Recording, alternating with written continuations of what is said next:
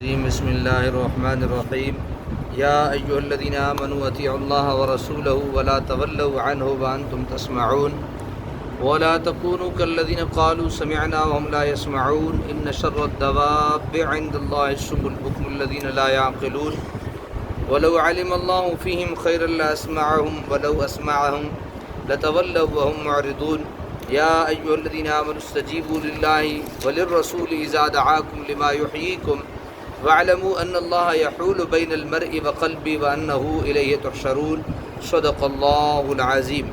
آیت نمبر 19 سے لے کر آیت نمبر 24 تک انشاءاللہ آج ہم سماعت کریں گے۔ ارشاد ربانی ہے یا ایھا الذین آمنوا اطیعوا اللہ ورسولہ، اے ایمان والو اطاعت کرو اللہ کی اور اس کے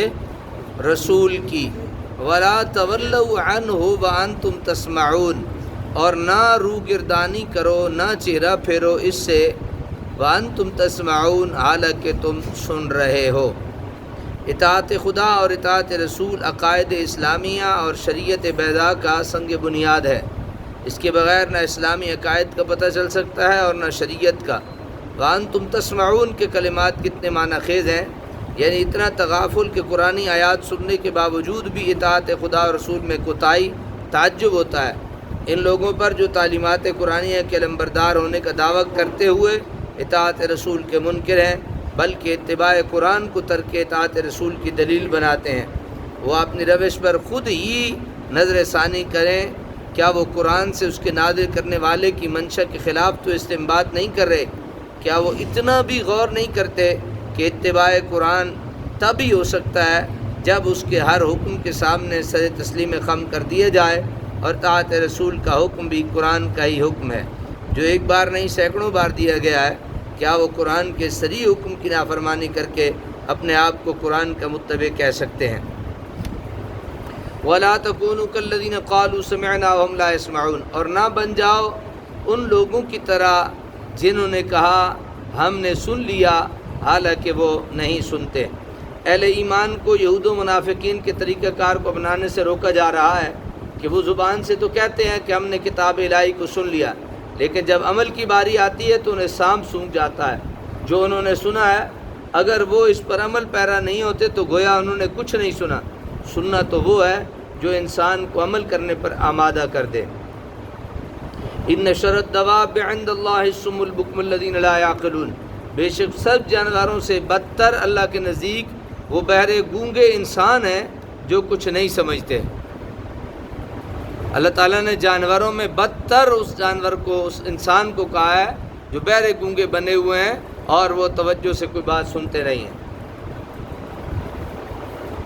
جو لوگ سننے اور بولنے کی قوتوں سے صحیح کام نہیں لیتے، حق کو سمجھنے کے لیے اور حق کی تبلیغ کے لیے ان سے استفادہ نہیں کرتے، ان کا شمار انسانوں میں نہیں کیا جا سکتا۔ ان کی شکلیں اور صورتیں گو انسان کی سی ہیں، لیکن در حقیقت وہ گونگے اور بہرے ڈنگر ہیں، بلکہ ان سے بھی گئے گزرے، کیونکہ ڈنگروں کو یہ نعمت بخشی ہی نہیں گئی، وہ معذور ہیں، لیکن ان لوگوں کو ان گراں بہا صلاحیتوں سے بہرور کیا گیا ہے اور انہوں نے اس سے فائدہ نہیں اٹھایا۔ اس سے پتہ چلتا ہے کہ ان خداداد صلاحیتوں سے پوری طرح فائدہ اٹھا کر ہی ہم انسانی عظمت کی بلندیوں پر فائز ہو سکتے ہیں، ورنہ ہماری حالت بے شعور مویشیوں سے بدتر ہے۔ یعنی کوئی بندہ یہ نہ سمجھے کہ وہ کہنا بھی نہیں مان رہا اللہ تعالیٰ کا، اور وہ یہ سمجھے کہ وہ تو اشرف المخلوقات ہے۔ نہیں، وہ اشرف المخلوقات نہیں، بلکہ وہ ڈنگروں سے بھی بدتر ہے، وہ جانوروں سے بھی کیا ہے؟ بدتر ہے۔ وَلَوْ عَلِمَ اللَّهُ فِيهِمْ خَيْرًا لَأَسْمَعَهُمْ، اور اگر جانتا اللہ تعالیٰ ان میں کوئی خوبی تو انہیں ضرور سنا دیتا۔ وَلَوْ أَسْمَعَهُمْ لَتَوَلَّوْا وَهُمْ مُعْرِضُونَ، اور اگر سنا دیتا انہیں قبول حق کی استعداد کے بغیر تو وہ پیٹھ پھیر دیتے روگردانی کرتے ہوئے۔ اگر ان میں قبول حق کی استعداد ہوتی تو انہیں کلام الہی کو سمجھنے اور قبول کرنے کی توفیق دی جاتی، لیکن کیونکہ انہوں نے پہم سرکشی اور دانستہ کفر و عناد سے اپنی اس استعداد کا گلا گھونٹ دیا ہے، اس لیے اب کوئی فائدہ نہیں۔ ایسی صورت میں اگر وہ قرآن کی آیات سن بھی لیں اور سمجھ بھی لیں تب بھی وہ ان کو قبول نہیں کریں گے، بلکہ عذرائے عناد اور تعصب انہیں حق جانتے اور پہچانتے ہوئے ان کا انکار کر دیں گے۔ بعض مفسرین نے فرمایا اس آیت کی شان نزول یہ ہے کہ اہل مکہ حضور سے فرمائش کیا کرتے تھے کہ آپ ہمارے جد امجد قصی کو زندہ کریں، اگر اس نے آپ کی نبوت کی شہادت دی تو ہم بھی آپ پر ایمان لے آئیں گے۔ اللہ تعالیٰ فرماتا ہے کہ اگر ان کے ایمان لانے کی توقع ہوتی تو قصی کو زندہ کرنا کوئی دشوار نہ تھا، لیکن ان کی دھرمی اور اسلام دشمنی اس حد تک پہنچ چکی تھی کہ اگر قصی کو زندہ بھی کر دیا جاتا، حضور کی نبوت کی تصدیق بھی کر دے اور وہ اس کو آنکھوں سے دیکھ لیں اور اس کی شہادت کو اپنے کانوں سے سن بھی لیں تو پھر بھی پیٹھ پھیر دیں اور اپنے کفر و شرک سے ہی چمٹے رہیں۔ یا ایھا الذین آمنوا استجیبوا للہ، اے ایمان والو لبیک کہو اللہ اور اس کے رسول کی پکار پر، وللرسول اور اس کے رسول کی، اذا دعاکم وللرسول اذا دعاکم، وہ رسول بلائے تمہیں لما یحییکم، اس امر کی طرف جو زندہ کرتا ہے تمہیں، وَاعْلَمُوا جان لو ان اللہ یحول بین المرء وقلبہ، جان لو اللہ کا حکم حائل ہو جاتا ہے انسان اور اس کے دل کے ارادوں کے درمیان، وَأَنَّهُ إِلَيْهِ تُحْشَرُونَ، بے شک اسی کی طرف تم اٹھائے جاؤ گے۔ اللہ تعالیٰ اور اس کے رسول کی اطاعت کا مقرر حکم دینے کے بعد اس کی حکمت بھی بیان فرما دی کہ اللہ تعالیٰ کا محبوب رسول جس چیز کی طرف تمہیں دعوت دے رہا ہے وہ تمہارے مردہ دلوں کو زندہ کرنے والی ہے۔ یعنی اگر انسان اللہ اور اس کے رسول کا کہنا ماننا شروع کر دے تو بندے کے مردہ دل کیا ہو جاتے ہیں؟ زندہ ہو جاتے ہیں۔ وہ تمہارے مردہ دلوں کو زندہ کرنے والی ہے اور تمہاری جاں بلب روح کو تازگی اور نشاط عطا فرمانے والی ہے۔ اذا دعاکم کفائل حضور صلی اللہ علیہ وسلم کی ذات ہے۔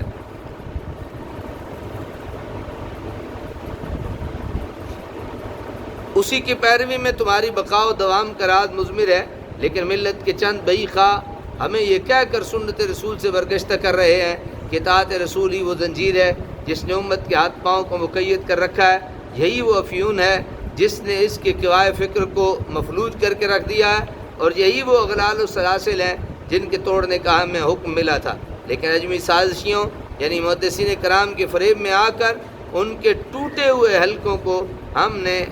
مشگان عقیدت سے چن کر پھر اپنے گلے میں ڈال لیا۔ اب خود فیصلہ فرمائیے، سنت نبوی کے متعلق اللہ تعالیٰ کا اور قرآن کا فرمان قابل تسلیم ہے یا ان بئی خواہ امت کا جو اپنے عہد کے بدترین اور کامل ترین حاکم پرست ہونے کے باوجود ان مردان احرار کو حکومت وقت کے نمک خار کہتے ہوئے نہیں شرماتے، جن کے نعرہ حق سے بارہا ظلم و استبداد کی ایوانوں کی بنیادیں لرز اٹھیں۔ صاحب تفسیر مظہری رقم تراز ہیں کہ ہر بات میں سنت نبوی کی اطاعت سے دل زندہ ہوتا ہے اور اس کی نافرمانی سے دل مردہ ہو جاتا ہے۔ اللہ تعالیٰ ہمیں توفیق بخشے کہ ہم اس طوفان خیز دور میں اپنے چراغ ایمان کو روشن رکھ سکیں اور اطاعت حبیب خدا سے اپنے مردہ دلوں کو زندہ کر سکیں۔ امام بخاری نے اپنے صحیح میں روایت کیا ہے کہ حضرت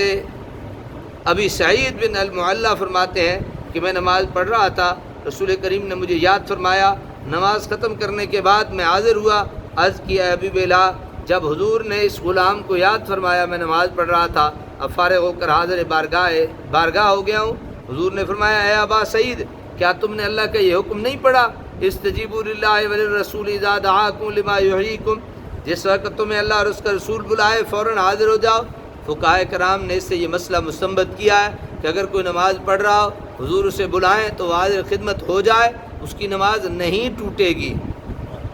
اس کی نماز نہیں ٹوٹے گی۔ یہاں ایک نقطہ اور بھی غور طلب ہے، قاعدہ کے مطابق یہاں تثنیہ کا صیغہ دعویٰ ہونا چاہیے تھا، کیونکہ ضمیر فاعل کا مرجع اللہ تعالیٰ اور اس کا رسول دونوں ہیں اور دو کے لیے تثنیہ کا صیغہ ہوتا ہے۔ یہاں واحد کا صیغہ دعا کا ذکر کر کے اس حقیقت کی طرف اشارہ کر دیا، اللہ اور اس کے رسول کی دعوت الگ الگ دعوتیں نہیں بلکہ ایک ہی دعوت ہے، اس لیے یہاں تثنیہ نہیں بلکہ واحد کا صیغہ ہی کافی مناسب ہے۔ اللہ تعالیٰ عمل کی توفیق عطا فرمائے۔